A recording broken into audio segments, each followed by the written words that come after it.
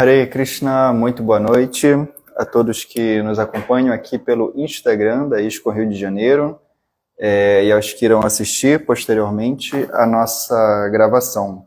Eu me chamo Gora Krishnadas e agora nós daremos continuidade à leitura da Bhagavad Gita, a leitura diária da Bhagavad Gita, tá bom?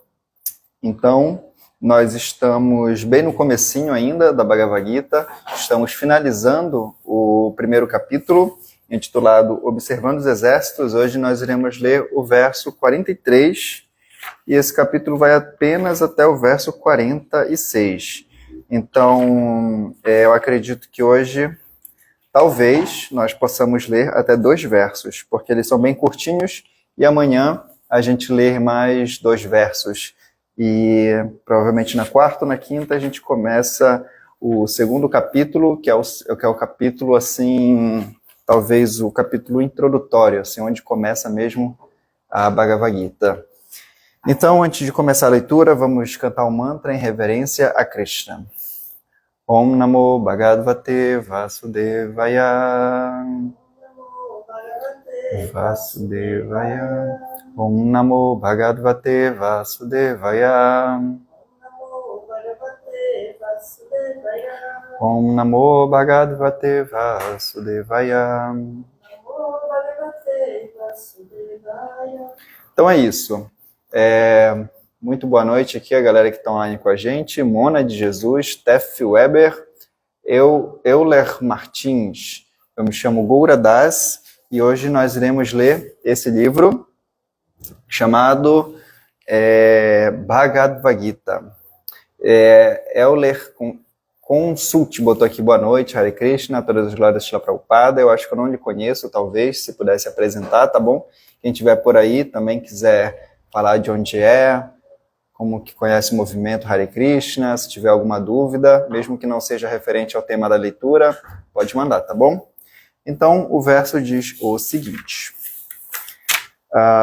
Uttasana kula dharmanam manushyanam janardana narake niyatam vaso bhavati anushushruma. Em português: ó Krishna, mantenedor do povo, eu ouvi por meio da sucessão discipular que aqueles cujas tradições familiares são destruídas sempre residem no inferno. Então, só para contextualizar aqui, quem não está acompanhando a leitura, nós estamos no começo da Bhagavad Gita, e esse livro se passa literalmente no meio de uma batalha.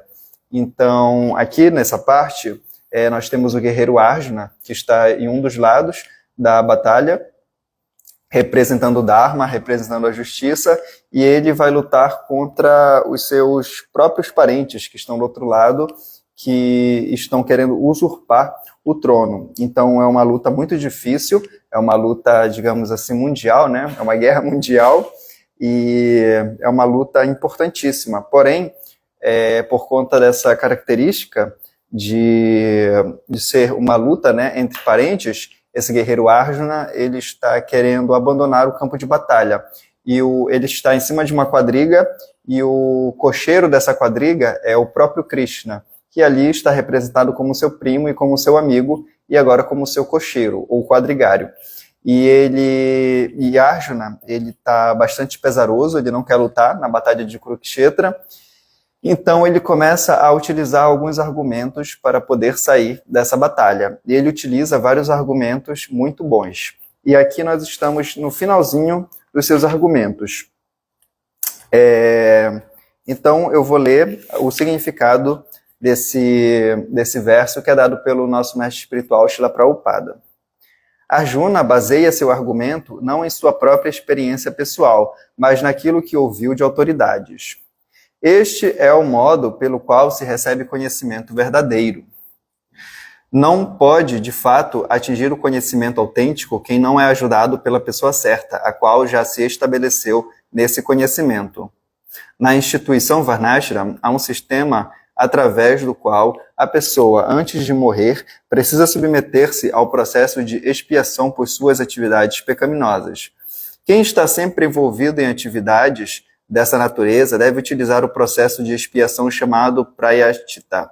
Caso não adote este procedimento, certamente será transferido aos planetas infernais, onde sofrerá vidas miseráveis como resultado das atividades pecaminosas.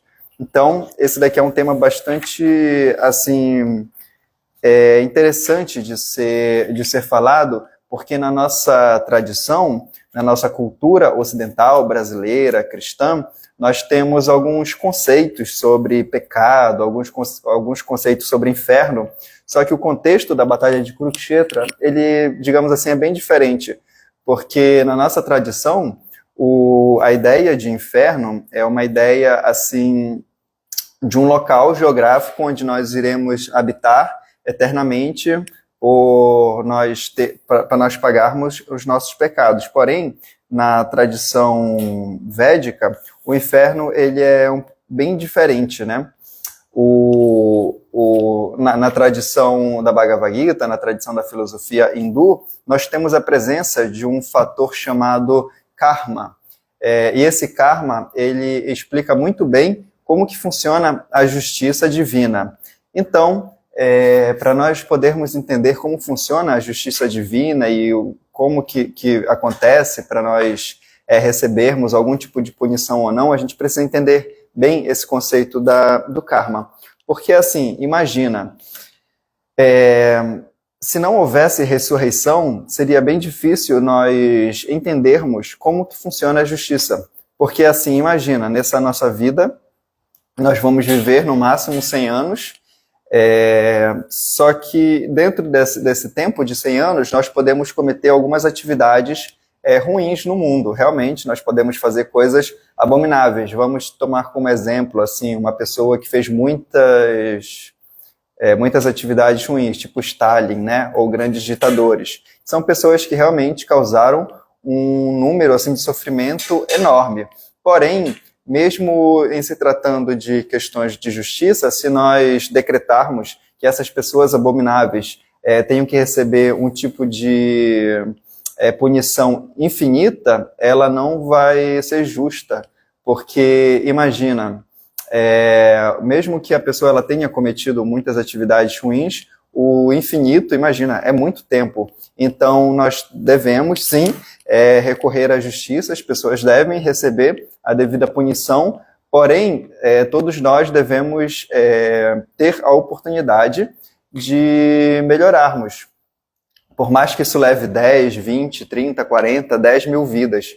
Então, nós temos que ter essa oportunidade de avançarmos, porque senão não valeria, não faria sentido existir assim avanço dentro tanto da vida material quanto da vida espiritual. Então, o karma, ele vem justamente para trazer essa justiça para a nossa realidade, porque assim, o karma, ele vai determinar o que nós vamos receber, seja de positivo ou seja de negativo, de acordo com as atividades que a gente cometa nessa mesma vida ou em vidas anteriores. Então, essa que é a diferença entre assim, o conceito da ressurreição e o conceito da não ressurreição. Então, no conceito da filosofia védica, o inferno ele é um estado de consciência, porque assim, por mais que nós possamos ter várias facilidades materiais, por mais que nós tenhamos uma vida, digamos assim, financeira muito elevada, isso não assim dita que nós teremos uma vida feliz. Uma pessoa que tem uma vida assim facilidades materiais, ela pode ser muito mais infeliz do que uma pessoa que tem menos condições financeiras. Então, ter um karma positivo não necessariamente quer dizer que nós teremos uma consciência plena, uma consciência feliz, nós estaremos assim satisfeitos com a nossa, com o que, enfim, com o nosso dia a dia, né? Então, e o contrário também é verdade. Uma pessoa que tenha dificuldades na sua vida, ela pode utilizar essas dificuldades para poder avançar mais espiritualmente e dessa forma ter uma mente mais estável, ter um relacionamento mais amigável com seus parentes, com as pessoas ao seu redor, etc. Então, tanto o inferno quanto o céu, eles mais parecem um estado de consciência do que um local geográfico, pois nós podemos, como eu já disse, né, nós podemos estar num local paradisíaco e estarmos infelizes, e o contrário também. Como grandes santos que se submeteram a vidas bastante duras, assim, eles estiveram em locais difíceis, porém o seu estado de consciência espiritual era elevado, então dessa forma eles tinham uma plena convicção que aquilo que eles estavam fazendo era o melhor para eles e para o mundo. E isso faz com que a pessoa ela sinta um prazer dentro de sua mente. Tem até uma sequência de versos aqui na Bhagavad Gita que são declarados os versos mais importantes da Bhagavad Gita, chamado Chatur Slokas. E é uma sequência de 4 versos. E o segundo verso, que é o verso 9 do capítulo 10, fala justamente sobre isso. Fala, deixa eu ver se eu lembro. Sim. Matita Matgata Prana, Bodhayata Parasparam, Katayantascha, Manityan, Tushanticha, Ramanticha. Fala justamente sobre isso. Começando, né? Matita Matgata Prana. Aquelas pessoas que estão utilizando a sua tita, né? A sua mente, seu coração, sua consciência, em se ocupar em serviço devocional a Krishna. E Matgata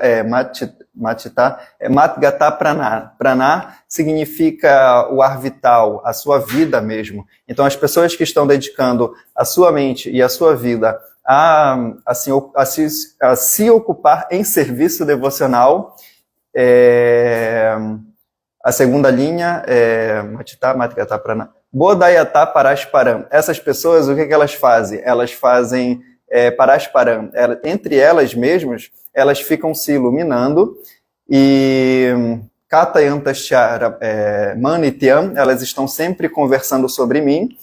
Então, essa é a característica dos grandes santos, como falei. Eles estão sempre conversando sobre Deus, sobre Krishna, ou seja, com outro nome que eles se relacionem. Então, essas pessoas elas estão sempre ocupadas e, dessa forma, Tushanticha Ramanticha. Shanti é uma palavra bastante conhecida no meio do yoga, que significa paz. Assim, podemos traduzir como paz. Porém, esse Tushanticha significa que essas pessoas também estão muito satisfeitas. E Ramanticha.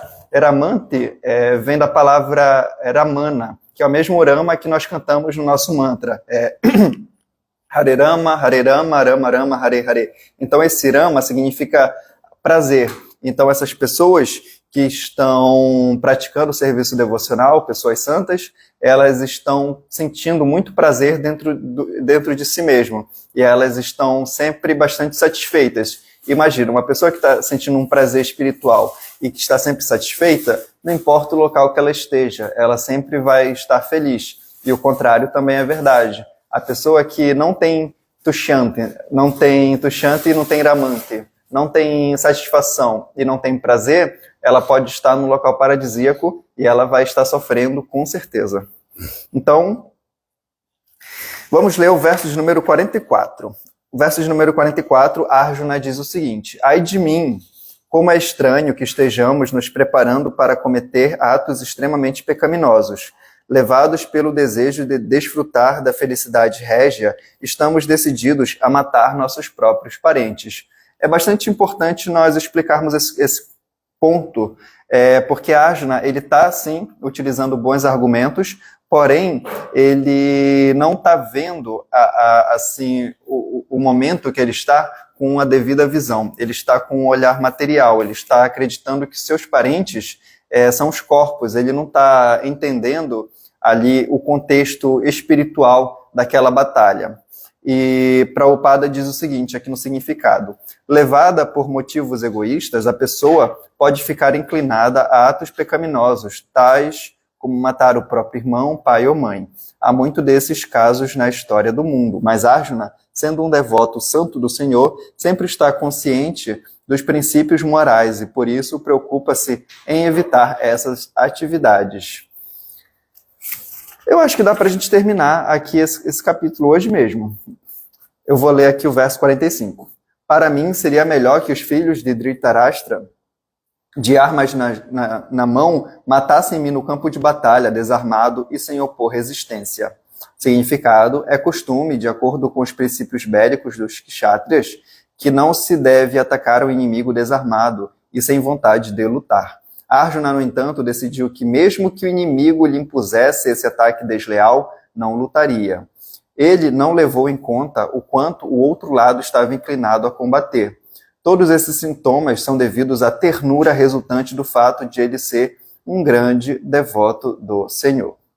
Verso 46, Sanjaya disse: Arjuna, tendo falado essas palavras no campo de batalha, pôs de lado seu arco e flechas e sentou-se na quadriga, com sua mente dominada pelo pesar.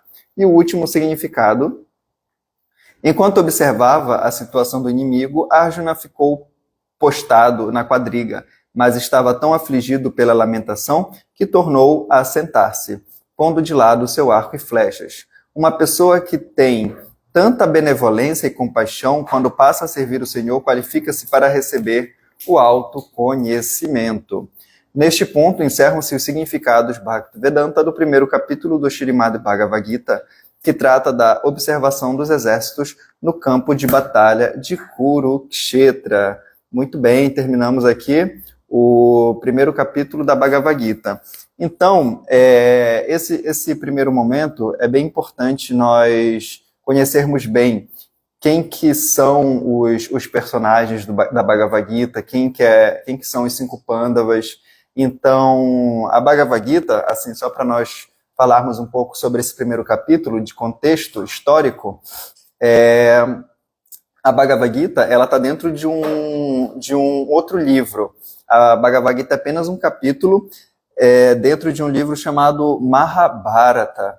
Maha significa grande, assim como Mahatma Gandhi. Mahatma, a palavra Maha é grande e Atma é alma. Então, Mahatma é grande alma, né? É digamos assim, um posto, assim, um nome que se dá para grandes almas. Então, dentro desse livro Mahabharata, assim, Maha significa grande, Bharata é o nome de uma pessoa, nome de um personagem que viveu há muito tempo na Índia, um personagem principal para nós entendermos toda a história da Índia. Inclusive, o próprio nome Índia é um nome que foi dado pelos europeus, mas o nome mesmo daquele local, da Índia, se chama Bharatavarsha. Então, Bharatavarsha significa terra de Bharata, que foi desse grande imperador. E quem quiser conhecer mais sobre a história desse grande imperador, pode encontrar ali eu acho que é no 4º canto do nosso livro chamado Śrīmad Bhagavatam. E nesses capítulos explica quem foi o grande Bharata. Então, o Mahabharata é um livro que vai contar a história dos descendentes desse grande imperador, até chegar nesse momento que fala sobre os 5 Pandavas. Então, é muito importante nós sabermos quem que são os Pandavas. Arjuna falou aqui sobre os filhos de Dhritarashtra, então é importante saber quem que foi Dhritarashtra, quem que foram os 100 filhos de Dhritarashtra, saber quem que foi Vidura, que é o irmão de Dhritarashtra, e saber toda ali a árvore genealógica para que a gente possa conhecer melhor esses personagens da Bhagavad Gita, porque dessa forma a gente vai entender melhor a própria filosofia védica, porque o Mahabharata ele foi escrito, na verdade foi compilado por uma pessoa bem importante, chamada Vyasadeva. Ele que é digamos assim, o compilador. Ele não é o inventor, ele não inventou essa história. A história ela realmente aconteceu no momento histórico, porém essas histórias elas foram assim feitas, elas foram vividas para que nós possamos tomar como exemplo a vida dessas grandes personalidades, para que a gente possa ter na nossa vida assim momentos que nós possamos refletir para tomar melhores decisões do que fazer na nossa própria vida. Tudo isso é um arranjo feito por Krishna, e esses arranjos são chamados de passatempos, né? Então, os passatempos, eles são histórias onde nós vamos encontrar vários ensinamentos. E esses ensinamentos farão com que nós possamos, como eu já falei, colocar na nossa própria vida esses tais exemplos, certo? Então, eu vou parar por aqui, porque a gente terminou o primeiro capítulo, Arjuna deu ali os seus argumentos, e agora no capítulo 2, Krishna vai responder os argumentos de Arjuna. Então, a partir de amanhã, terça-feira, fiquem aí nos acompanhando, que a partir das 6h30 nós iremos ver quais foram as respostas que Krishna deu para esse primeiro momento de lamentação de Arjuna, tá bom? Então, obrigado a todos e a todas que nos acompanharam. Temos aqui o Bhakta Adriano, Claudineia Brandão e a Tef Weber, que ficou até o final aqui conosco. Tenham uma ótima semana e até amanhã, tá bom? Hare Krishna.